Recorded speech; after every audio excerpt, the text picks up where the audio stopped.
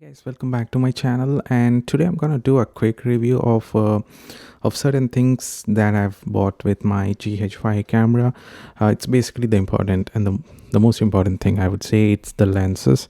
So I have bought like 4 lenses for my GH5, including this Metabones Speedbooster Ultra. I got rid of the Viltrox adapter because of certain limitations it has, specifically the infinity focus. It doesn't go infinity, so I had to get rid of it because of that, because I was planning to use it more, like, it should be kind of a workhorse, so it couldn't meet my expectations, so I got rid of it. I bought the Metabones XL edition, the Nikon f2 micro four thirds systems. So today we are going to do a review, not like complete in-depth review. It would be like just a minute or two, like what are the things that I like about it and why I bought it. So these are the lenses that I bought with my GH5, and let's kick it off. So the first lens is the 12 to 35 millimeter f2.8 version 2 lens. This is a great lens in itself because of the size and the weight for this focal length. So if you compare this with the 12 to 35, like the 24 to 70 or 75 millimeter lens from any full frame camera, this would be like 3 times of this. So this is a 12 to 35 millimeter f2.8 version 2 lens. Great things about it is that it has a dual IS2 capability, so you can actually mount it on GH5 or any new cameras to get that amazing dual IS stability in your video or photo samples. And this also has pretty good thing. I wish like a lot of other camera manufacturers should do that, like you have the on off button for the stability of the lens. So if you turn it off, the lens will not power its motor to actually control the stabilization, which works alongside with the GH5's in-body stabilization. So that's how dual IS2 came in, as you know. And one good thing about this lens is that, when you pull it up to the maximum focal length, that is a 35 millimeter, this is the size of it. For instance, I'll just show you how big you think this is, comparing with something like the 135 millimeter lens. This is with the mount, this is with the lens hood adapted. So compare this and this. That's how big it is. Probably I would call it as the biggest lens in the world. So this is how it looks. Pretty small, compact, and works like a beast. Gives you that shallow depth of field because it's a constant aperture all the range 12 to 35. You'll get some amazing background blurriness, and if you mount it on the GH5, there's no other alternative in the world. So this is the first lens. The minimum focusing distance is like 0.25 meters, as it's clearly written here, 0.25. That's the closest that you can go for the object and still be in focus. So that's the first lens. Pretty cool.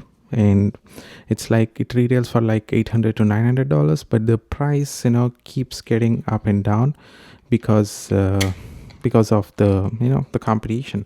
Right now there are a lot of mirrorless cameras in the market, so obviously Panasonic will reduce its prices because they want to keep up with the competition which is coming up right now in the market. There are a lot of mirrorless cameras, as you know.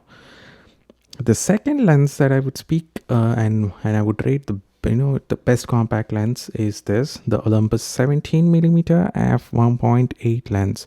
Oh my gosh, this is very small lens and still has some amazing capabilities comparing to what any other lens could give for the micro four thirds system. This is just 17mm, guys, so small. So it's like 35mm equivalent, and it's like f1.8. so this gives you a shallow depth of field, works pretty fine with my GH5, and yep, I don't have any complaints about this. The other best thing that I like about this lens is that you can pull this focus around and you can control the focus manually.